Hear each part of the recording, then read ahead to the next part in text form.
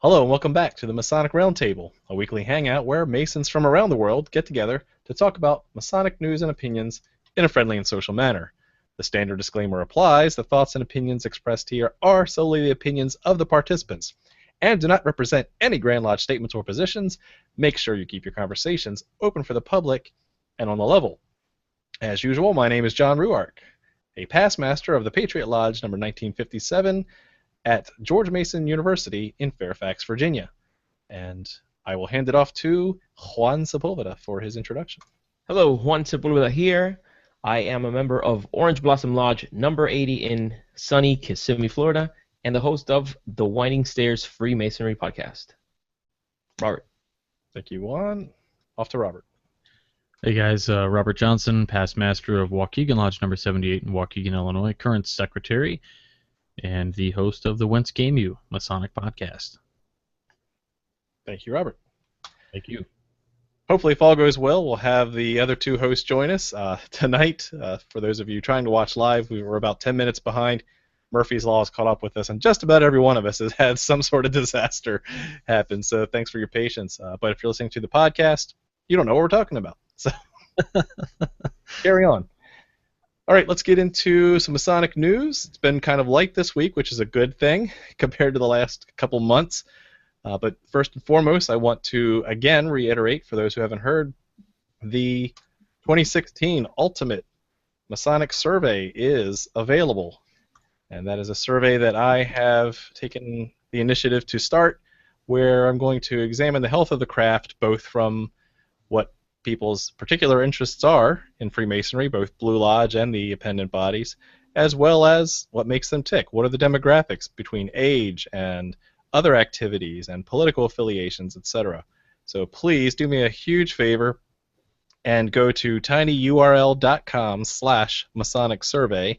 That's tinyurl.com/Masonic survey, and share that with your brethren.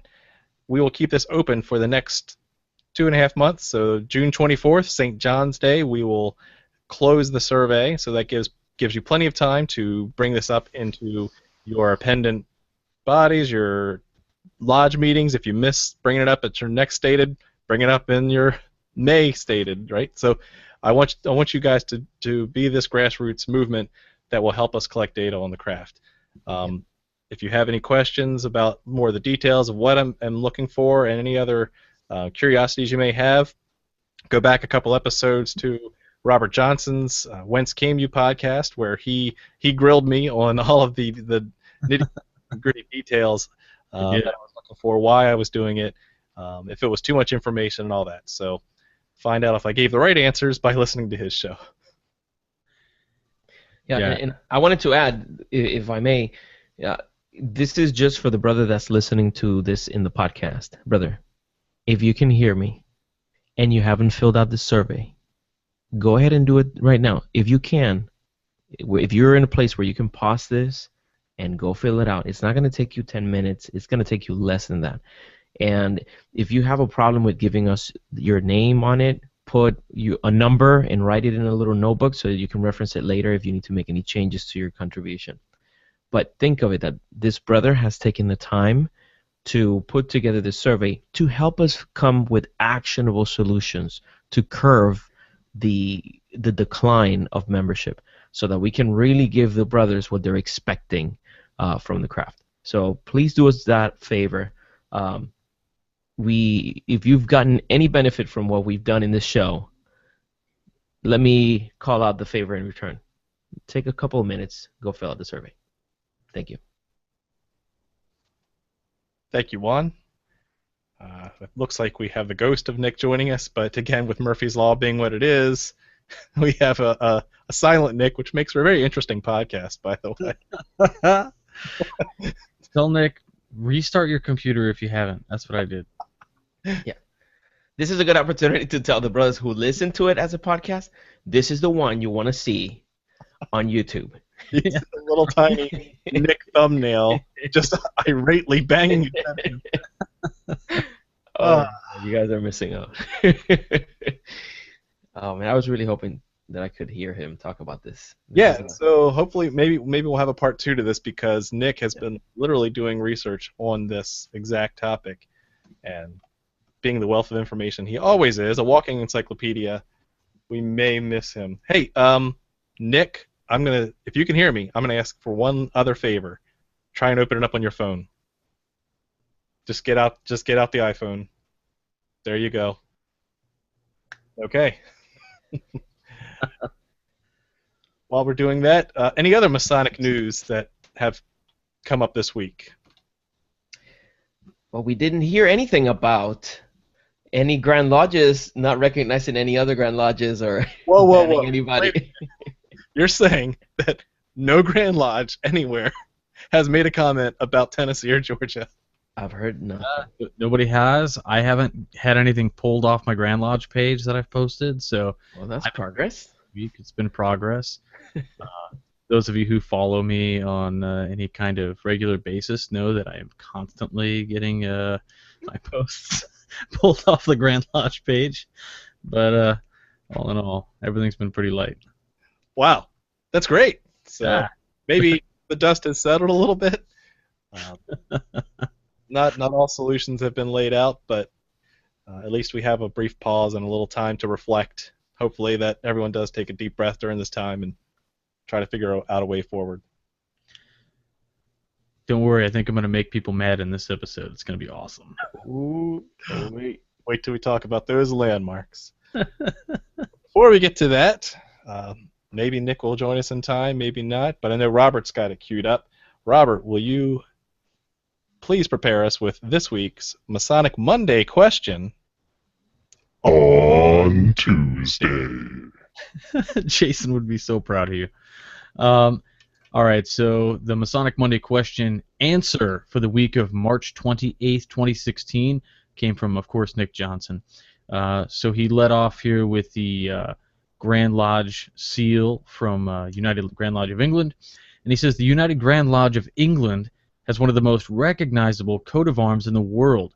Whether it's the cherubim or the ark, the arms is replete with symbolism. Your question, what is the translation of the Hebrew over the ark? What is the translation of the Latin that serves as the Grand Lodge's motto? Congratulations to Steve Whitaker of St. John's Lodge, number 33, Grand Lodge of South Carolina. William Naher of Phoenix Daylight Lodge, number 350. Justin Miller of Sacramento Lodge, number 24. And Faith Lodge, number 1158. Jason Richards of Acacia Lodge, number 16. Art Ingersoll of Corinthian Lodge, number 67. Chris Boyce of Mankato Lodge, number 12. Mark Robbins of Mankato Lodge, number 12. Hey, two guys from the same lodge. That's cool. Christopher Croto of Dorchester Lodge, number 1. Mike Hambrecht of Fellowcraft, Village Lodge, number 275, Grand Lodge of Ohio. Rhinish Hedge of Lodge United Service, number 58, Grand Lodge of India. Ed Potter of Red Lion Lodge, number 649, Grand Lodge of PA.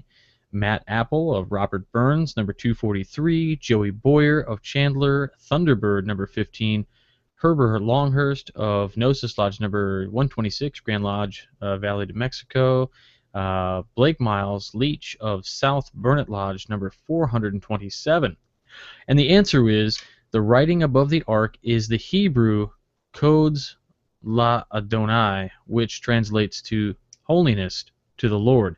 The writing on the ribbon below is Audi Vice Take, which translates as hear, see, be silent, which was actually the first half of the saying Audi Vide Take si vis viver in pace, which translates out to hear, see, be silent if you would live in peace. Fraternally, Nick Johnson. And your Masonic Monday question for the week of April 4th, 2016. Freemasons have long been involved in education, including in higher education. This famous Freemason served as president of 2 Texas-based universities founded by the breakaway Methodist Episcopal Church, South. He also has a most peculiar name. Who was this famous Freemason? When you have your answer, send it to MasonicMonday@gmail.com. Don't forget to include your lodge name and number. And if you have a question or you would be willing to submit, send it to that same email address, fraternally Nick Johnson. And I don't know what'll happen if you post the answer on our Facebook page, but I'm gonna. Nick isn't here and nobody's I here. can tell you. Don't What do you have? Don't do it. Oh no, I have no points of reference, so you're gonna have to do it. I'm not, Iron Man something something, Spider Man cripple something. Somebody dies. So congratulations to everybody who played and who came back with the correct answers. It's always awesome, especially the reach of these questions Nick gets out there. I mean, Grand Lodge of India, wow. I mean, that's nuts. So really cool. Thanks.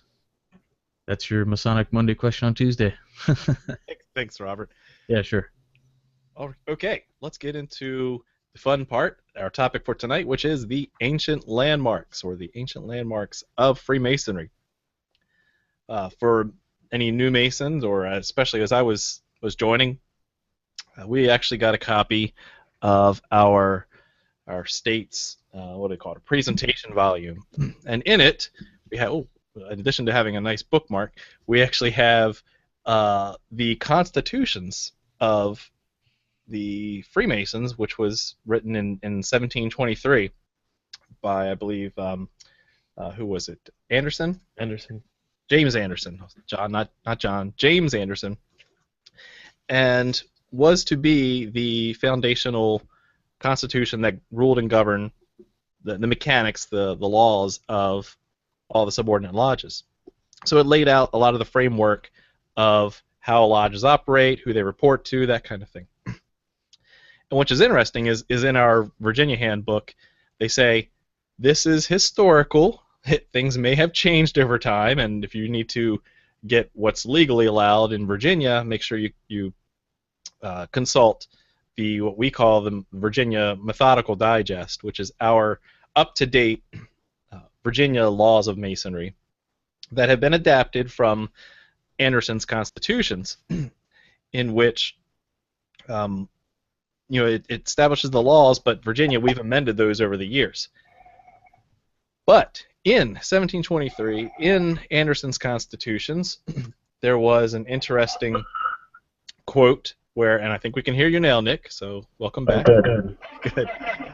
We're just kicking off about 1723. Anderson's constitutions has a singular quote which says that every annual Grand Lodge has the inherent power and authority to make new regulations or to alter these for the real benefits of the ancient fraternity, provided that they always adhere to the old landmarks, and the old landmarks be carefully preserved. Awesome. So don't change the old rules. And continue to never state what any of those old rules are, the old landmarks. That leaves us to a dilemma. Nick, what happens then? What do we do then? Make sure you turn your mute off. All right, I don't know what's going on now. We can hear you. Oh, is it like echoing? It's fine. Oh, is it? Okay, good. All right. Anyway, so here's my idea of this is that landmarks don't exist. What? They're just truisms. They're truisms that can't possibly exist because they can't exist. If you can't name it, right? You can't, but you have to have it, right? If you can't name them, nobody can. Can they exist? I love you, Nick. Because they don't. They don't exist. I mean, seriously. Because, if you look at Minnesota's constitution, right, it says this huge, long list of landmarks, right, of which we've added some. Added. Can you add landmarks? Nope. If there's no baseline, if there's nowhere to start from. You can't. It's just impossible. That really hurts my head, Nick. I don't know what to say to that. But I should. I'll preface this by so this is my favorite, one of my favorite Masonic authors. His name is Roscoe Pounds. He was the former dean of Harvard Law School.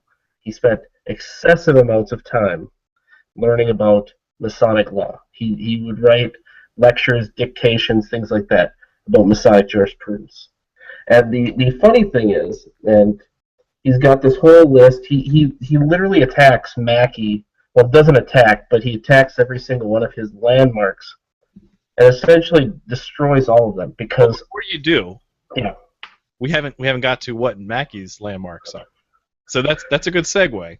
Hold on, landmarks. Let's put them in quotes because. Let's do the air quotes because, unlike what you just said earlier, someone did decide to write them all down, and that would be our friend and brother Albert Mackey, who over 100 years later, in October of 1858, in the American Quarterly Review of Freemasonry, wrote down his 25 landmarks that he felt were the landmarks that were inviolable and have been around forever. So, what I'll do now is I'll quickly run through all 25 so we have a baseline to start with, right? Again, this is over 100-year period from the Constitutions of Freemasonry after the Grand Lodge of 1717, and everyone just assumes that these ancient landmarks are there. I don't know what they were doing for the next 100 years, and Mackey says, all right, I got this. Let me write them down. And here we go. Number 1, the modes of recognition. Number 2, the division of symbolic masonry into 3 degrees. Number 3, the legend of the 3rd degree. Number 4, the government of a fraternity by a presiding officer called a Grand Master. Number 5, the prerogative of the Grand Master to preside over every assembly of the craft. Number 6, the prerogative of the Grand Master to grant dispensations or excused changes for conferring degrees at irregular times. Number 7, the prerogative of the Grand Master to give dispensations for opening and holding lodges. Number 8, the prerogative of the Grand Master to make masons at sight. Number 9, the necessity of masons to congregate in lodges. Number 10, the government of the craft when so congregated in a lodge by a master and 2 wardens. So you gotta have those guys. I'm moving my charts here. Number 11, the necessity that every lodge, when congregated, should be duly tiled. Number 12, the right of every mason to be represented in all general meetings of the craft and to instruct his representatives. Number 13, the right of every mason to appeal from the decision of his brethren in lodge convened to the Grand Lodge or General Assembly of Masons. Number 14, the right of every mason to visit and sit in every regular lodge. Number 15, no visitor, unknown as a mason, can enter a lodge without first passing an examination according to ancient usage.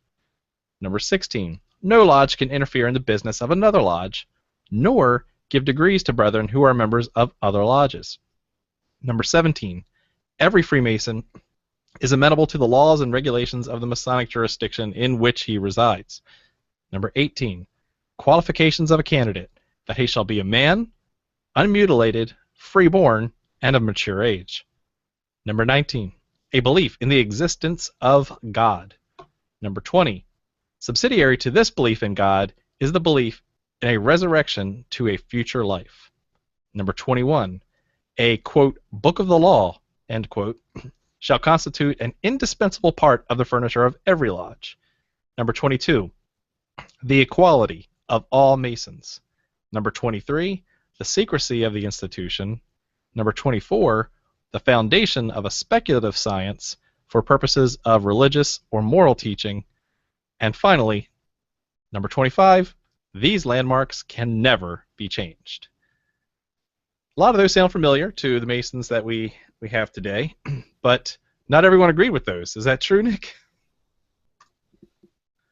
That would be a no, because they're okay. So they are a very comprehensive list. They're not a great list. And here's the problem: is that you're pulling essentially from all these different sources of different parts of history, and that's what Mackey was. But you know what? Mackey is a household name. He's a hot name. He's necessary for you as a Mason to know what he's saying. But he was also a dentist. He was not a lawyer. And hence, if you're not a lawyer and you're trying to make prescriptions on what is and what is not Masonry from a legal standpoint, you've got to have some kind of legal framework, and I don't think he actually had that. So, Roscoe Pound, who who I was saying before, he actually distilled the list of ancient landmarks because after he essentially disassembled every single thing that Mackey said there, which he did. If it's something time immemorial, well, Grandmasters didn't exist, so anything that mentions a Grand Lodge or Grandmaster doesn't exist because we know Masonry existed before 1717 as a speculative craft. Dump those, right? Anything that involves, let's see, what was it? Grand Lodge powers. Grand Lodge powers, dump them. Dump them because they weren't there. Or, if resurrection of the soul, dump it because that was not the case. Or, the prohibitions of discussing religion or politics. It sort of was kind of okay in some of them, right? At that time, because every lodge got to do what they wanted to do before 1717. So Roscoe Pound, after he essentially destroyed, decimated, disassembled everything, pounded it, crushed it, yes. Turned it into 6 landmarks. Okay. And so here's the world. Yeah. Nick, I have 7 here. Yeah. I think that we should, if we can, we should read those now, and just make a. It kind of makes me think of the desire that Einstein had to try to combine all these disparate theories and mathematical equations into one elegant, very streamlined equation, which we know. Theory. Yeah.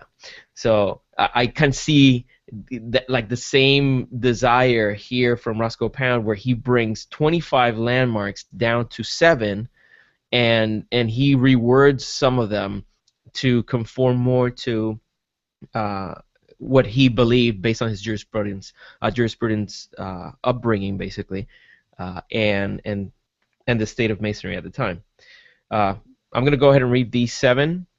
These are Roscoe Pound's list of landmarks. Number 1 is believe in God. Number 2, believe in the persistence of personality, also known as the immortality of the soul. And I want to talk more about that later. Number 3, a book of the law as an indispensable part of the lodge. Number 4, legend of the 3rd degree. Number 5, secrecy.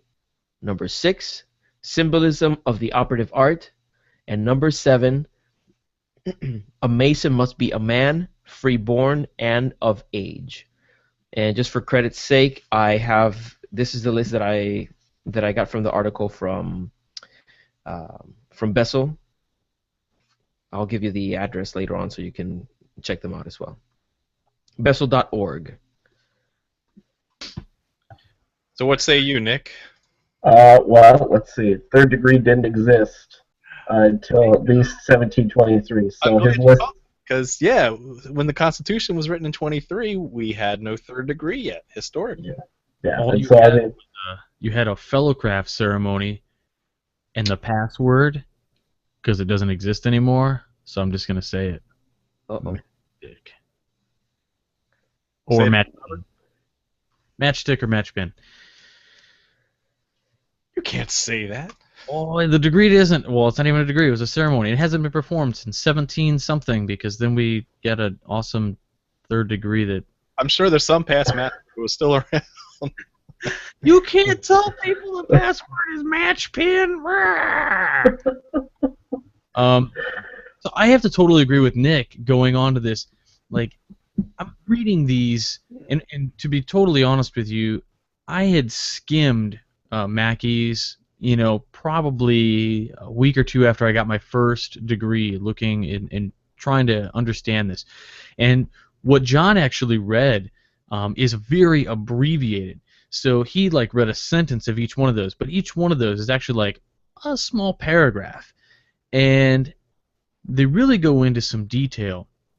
And when you read those, and then he quotes that there's this number 25 is none of these can ever be changed, and we've got these things are changing all the time. What are the ancient charges? Honestly, neat idea.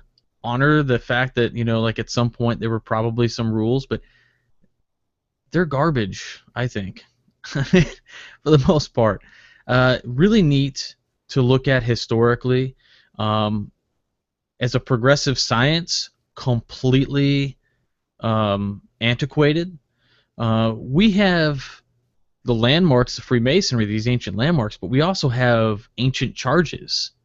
Ancient charges predating landmarks, and ancient charges that were written after, which are way more progressive and allowing than the ancient landmarks.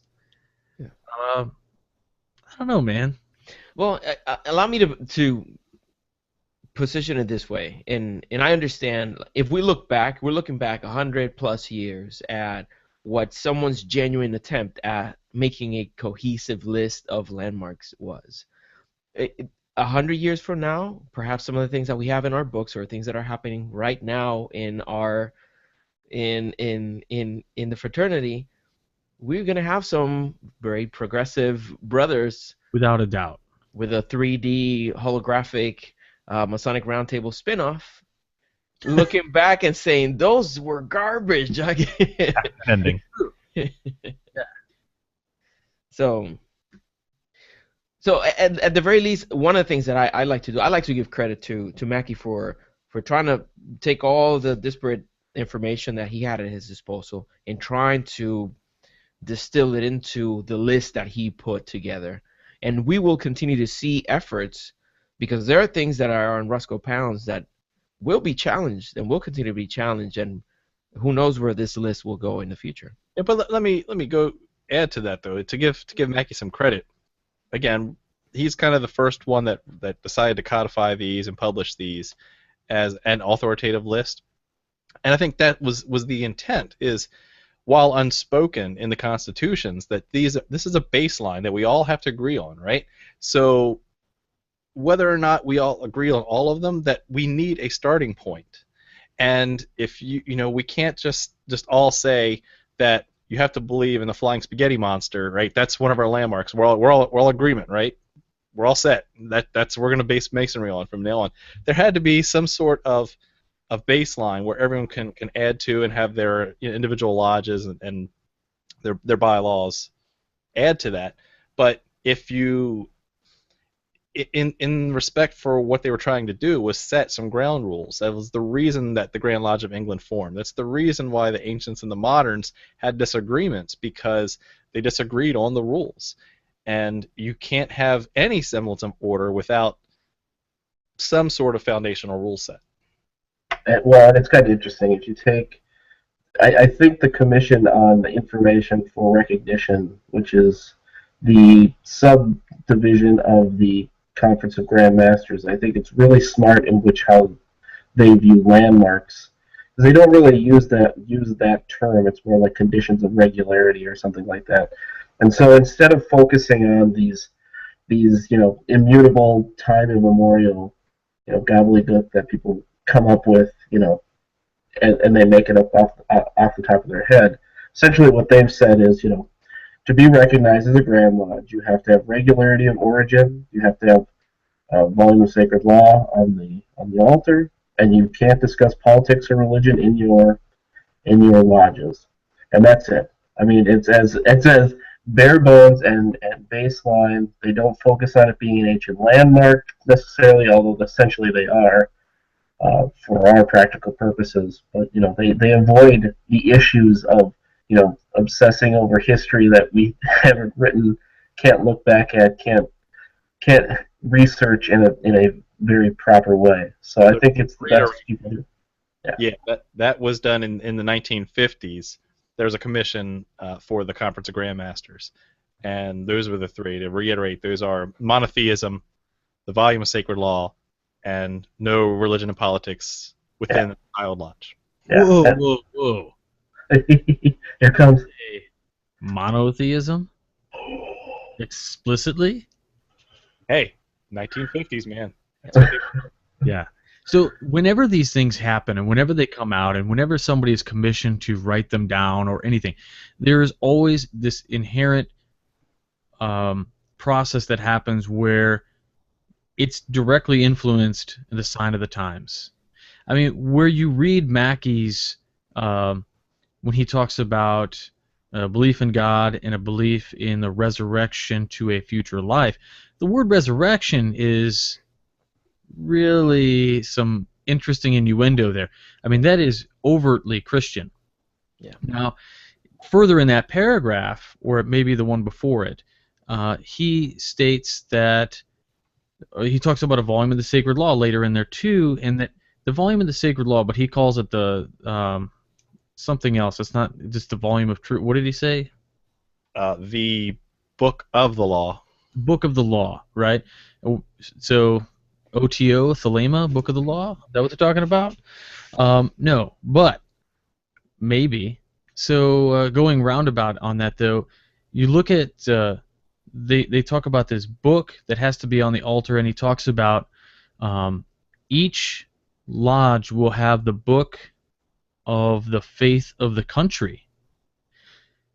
Faith of the country, that's really weird. People all the time you'll see on social media when they get in these political debates where they say this is a Christian nation or this is a Muslim nation or whatever. We're a mixed nation.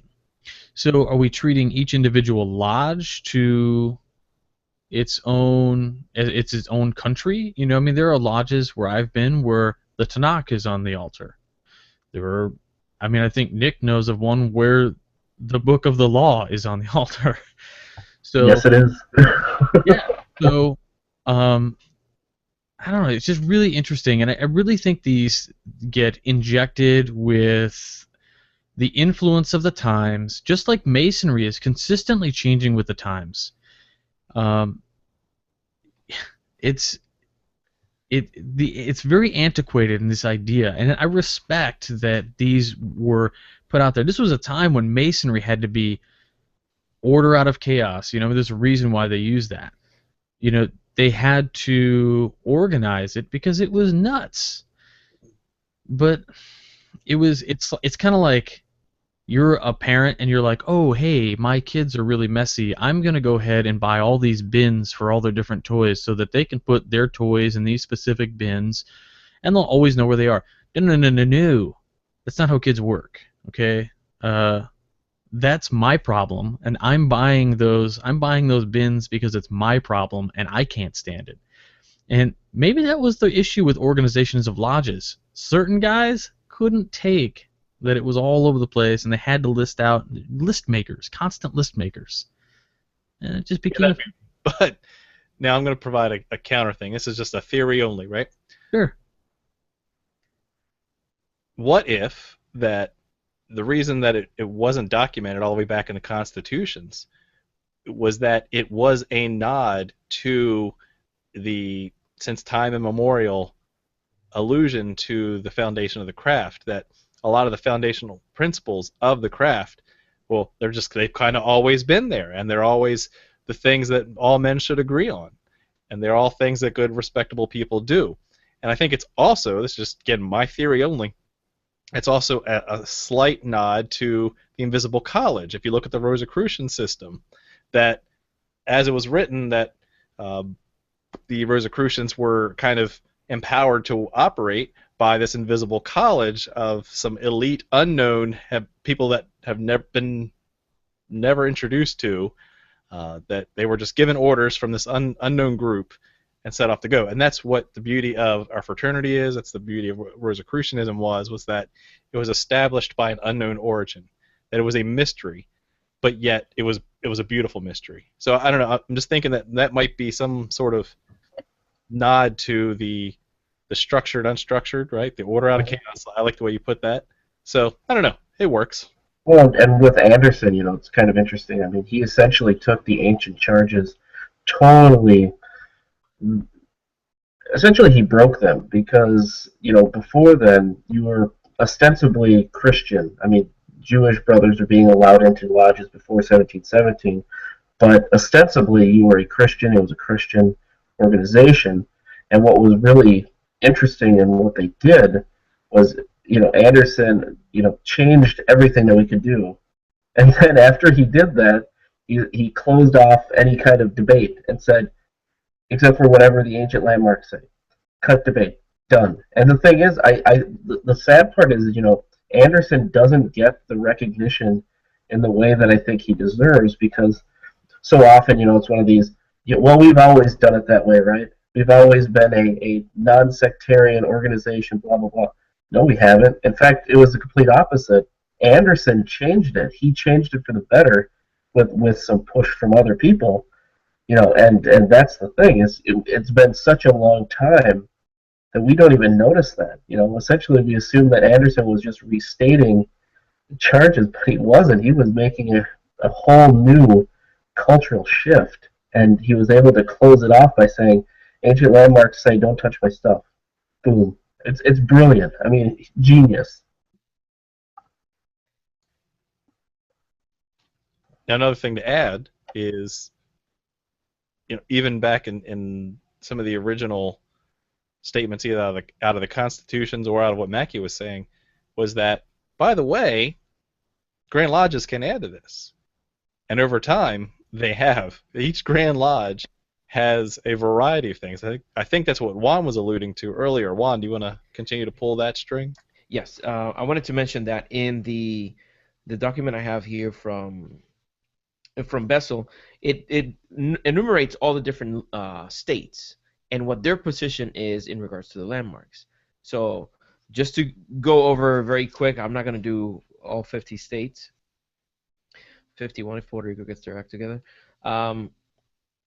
It's in some, it just says it appears that this jurisdiction does not have any specific approved landmarks, and you'll see that in many different states. Then you'll have some where there's a clearly defined 25 landmarks of Mackey, and you'll have other states that have 10 landmarks, 8 landmarks. Based on the different jurisdictions, you'll find different landmarks. So if you go to your digest of Masonic law in your state, you should be able to find if there's any declared landmarks. You should be able to find them there. Now here's my point. In Florida, we have 10 specific landmarks, and there's a caveat in excuse me, in the digest where it basically states that by recognizing these 10 landmarks, by no means we are implying that we limit ourselves to ever consider, recognize, adjust, modify, adopt, blah blah blah blah blah, any future landmarks as we deem prudent. So it's saying these are the 10 for now. As time goes by and we become wiser, and hopefully it's not a regression, but it's a progression, then we'll make adjustments as see fit. Now here's the big question. If all of those lodges can't agree on how many and what are the ancient landmarks, how does recognition even exist? It's based on charges.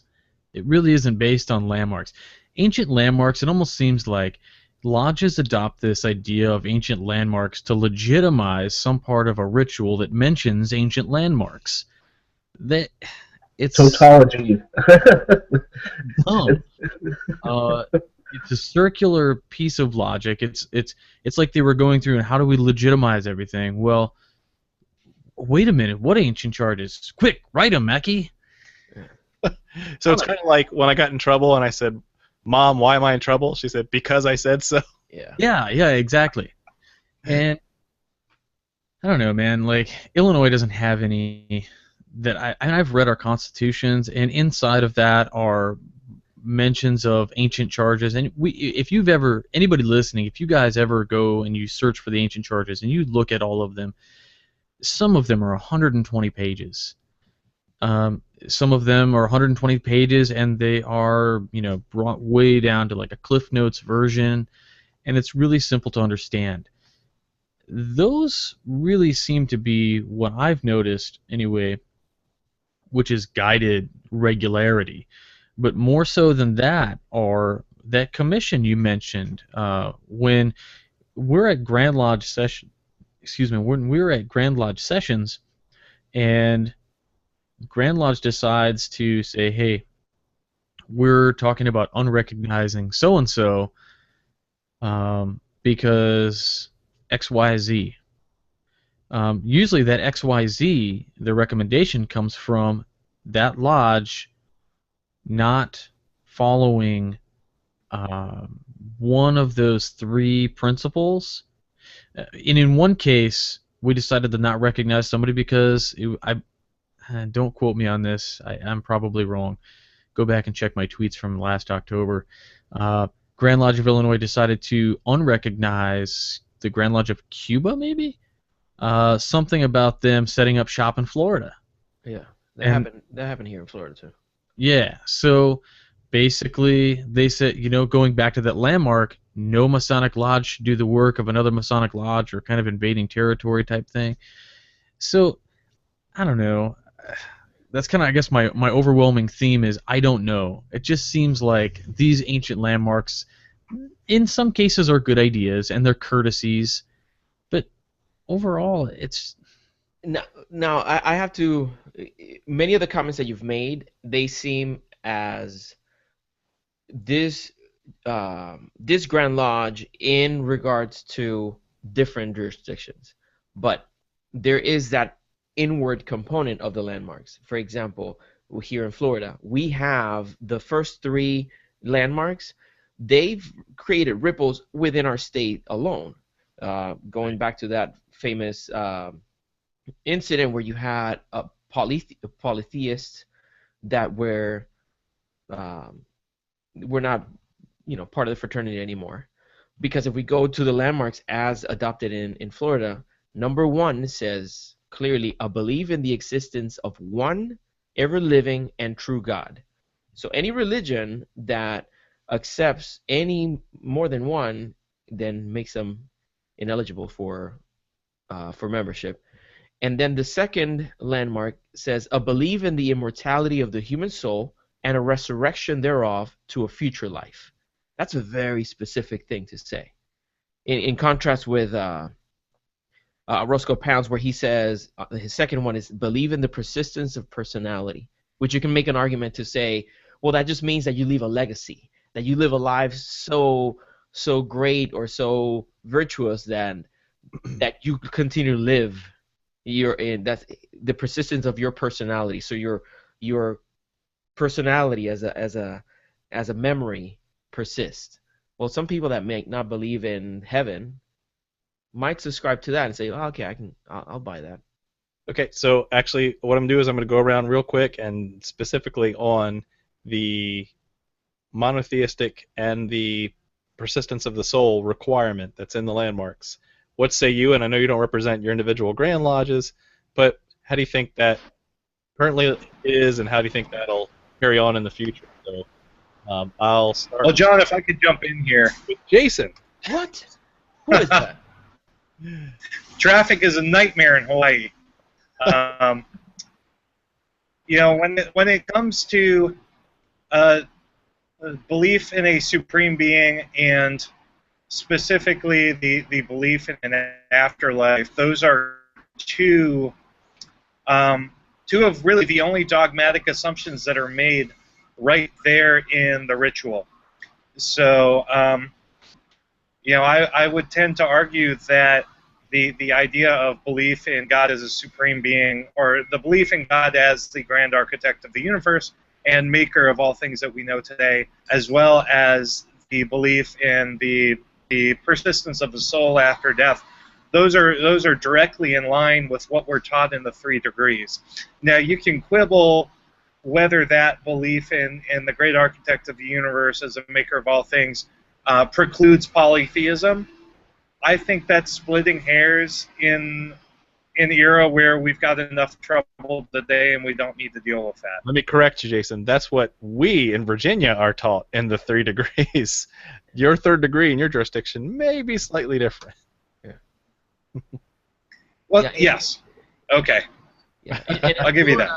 In Florida, and I know like the splitting hairs comment, like it might apply elsewhere, but in Florida it's very specific. It's the belief in the existence of one ever-living and true God. So that would take care of polytheist. And then the second landmark makes me think about there might be someone who joins our fraternity and believes in God, but is deist, believes that it's an interventionist God that created and then allowed all the laws that he established to continue to perpetually move the universe. They would be disqualified by the second landmark that says the belief in the immortality of the human soul and a resurrection thereof to a future life. So I don't know. So what say you, gents? Nick, Robert, just chime in. Oh, well, in Minnesota it's pretty easy. The first, we have a list of enumerated landmarks, and the first one is that belief in the supreme being, the great architect of the universe, who will punish vice and reward virtue, is an indispensable prerequisite to admission to Masonry.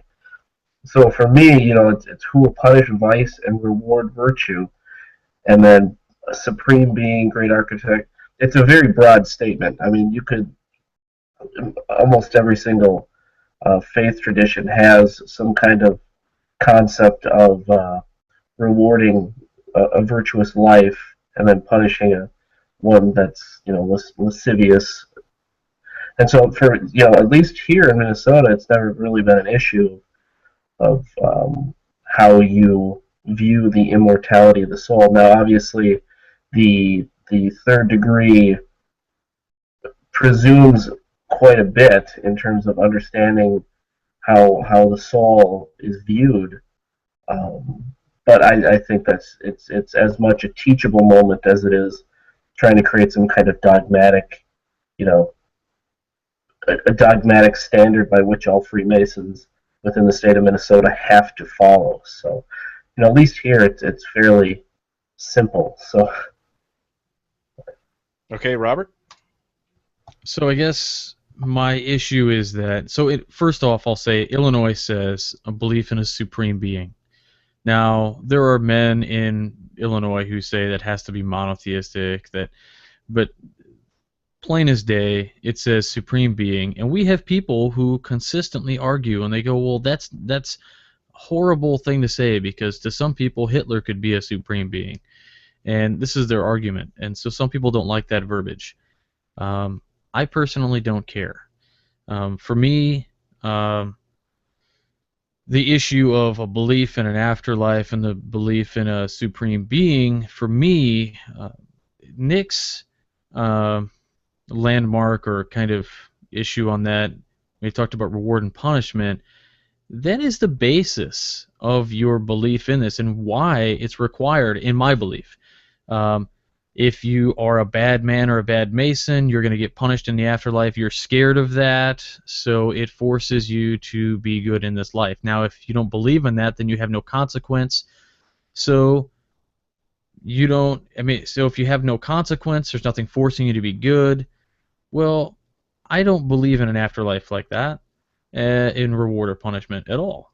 So for me, I think that's really a silly thing to ascribe to people. In many cases, there are military personnel who refuse to swear on a Bible because they say, I don't need to swear on a Bible. My word is my bond. I am here to serve my country, and they do that.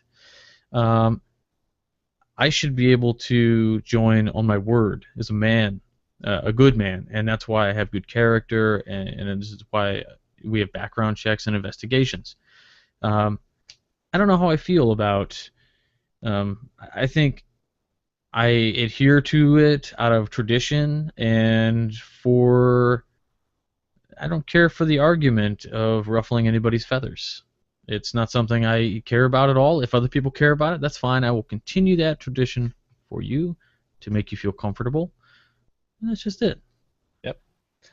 Yeah, I mean, the hard part is like now we're getting into the I'll try to define what God is, right? And then it gets a little uncomfortable. Yeah. So I had a past grandmaster. He's the one who he said, a supreme being could be Hitler.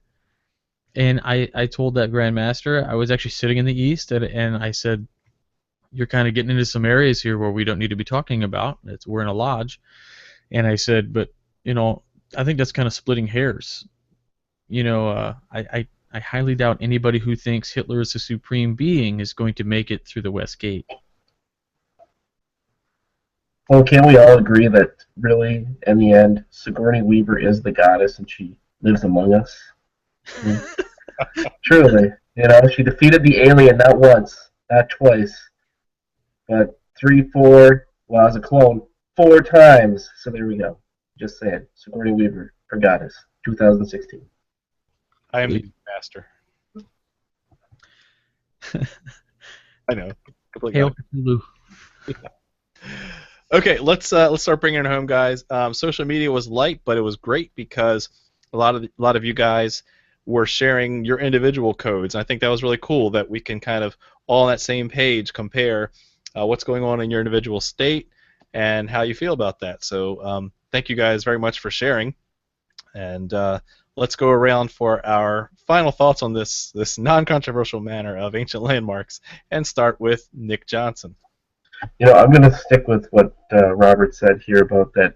It's charges, not landmarks, that are really the most important thing. And when I look at the enumerated landmark list in Minnesota, it looks more like charges than anything else. For me, it's one of those that you don't want to make something, especially a system like ours, so completely immutable that it becomes staid and dying, which it already has problems with that anyway. So that fix it. Yeah, exactly. So let's avoid anything that makes us even more hardened. But I get why people want to look for those milestones. I get it. It helps you follow the path from here to there. So, but yeah, ancient landmarks don't exist, and that's okay with me. So, Nick Johnson, MillennialFreemason.com. Thank you, Nick. Let's go to Robert. What are your final thoughts on the issue? Final thoughts. Charges are the granddaddy of the ancient landmarks. Kind of in a weird way, right? Like how the AF and AM is actually the newer than the F and AM, just like the charges are older than the ancient landmarks. So they're interwoven. It's very dogmatic. It's restrictive. It's non-inclusive. I'm speaking of the landmarks, that is. And I think there was an article. It was actually a really good article that was written in the Living Stones magazine this month, and it talked about the ancient landmarks. And in it, the author goes through and he talks about all these ancient landmarks and how he kind of quizzed some of his best Masonic minds in his lodge. And they were like, "What? The Masonic landmarks? You mean the pillars?" And I was like, No. And so, looking at why men would or wouldn't know what these landmarks are isn't that surprising to me, because in large part, I think a lot of men know what these landmarks are because they're inherent to the thoughts of a good man and Mason anyway, recognizing the way Grand Lodges work, which is over half of the landmarks are dealing with the proceedings of Grand Lodge. So we look at those things, and they really are just the charges, and in particular the bylaws of your Grand Lodge constitutions. Was this topic way seemingly more controversial than dry? Like, at first I thought this was going to be a very dry episode, and soon I'm full into this controversial. I probably made some jerk comments, and I don't mean to upset anybody, but we're talking about interesting things, different points of view on things, and I think I absolutely loved the conversation, and thanks for importing all the knowledge ever, Nick, Jason, for the moment you were here, Juan, and John. So thanks so much. If you like Masonic podcasts, most of the time I get them up on time these days, 9:30 p.m. Sunday nights. Whence came you? And check out the Midnight Freemasons 3 times a week, Mondays, Wednesdays, and Fridays. Thanks so much, John. Keep up the good work, Robert. Thank you. Juan Sepulveda. Can we go to Jason because he has a spotty internet. He might Good need to catch, leave soon. good catch. Jason, what say you in sunny Hawaii? Yeah, good to meet you, John. He Yeah. went full robot on us. City, Florida. Yeah, not at all. I think the conversation ancient landmarks is a very interesting one. I'm sorry I wasn't here for most all of it. I think we need landmarks in the fraternity to help us maintain some of the regularity, because right now the fraternity operates much like UN. It's like whoever recognizes the most number of people wins. But I would agree with Robert that perhaps the ancient landmarks are, well, relatively ancient. And perhaps we're going to come up on a time, in the very near future where we are going to have to make adjustments to those landmarks in the face of a continuously declining, continuously changing fraternal society. And I think it'll be a hard conversation to have, and I don't think we're going to get an agreement on what these new landmarks should be. But it's something interesting to think about, to say, you know what, should we start the process of perhaps updating these landmarks for a 21st century fraternity? Ooh, now there's an interesting conversation. You heard it here first. Yeah, thanks for watching. Thanks, Jason. I think I'll second that, and I'll post it with the meme that I shared with the group on our Facebook page, which is, let's just landmark all the things. Let's just all together now figure out all the rules and just agree on it. I don't know. I love the meme. Blank all the blank. So let's just landmark all the things. But in all seriousness, I've learned a lot. I think it's fascinating that the fraternity continues to thrive despite even the chaos. I love the way RJ put it earlier, the order that came from the chaos back in the formative days. And again, another research paper I have in my bucket list is on colonial masonry, because it's amazing we got our Grand Lodge systems established with the variety of masonry that was around at that time frame. And so if they were able to overcome those barriers of language, of jurisdiction, and regularity back then, we have it much easier now. And I think that, again, going forward into the 21st century, we'll have a better chance of kind of agreeing on all the things that unite people together instead of separate them. With that, thank you very much for watching, and keep searching for more light. Have a good night.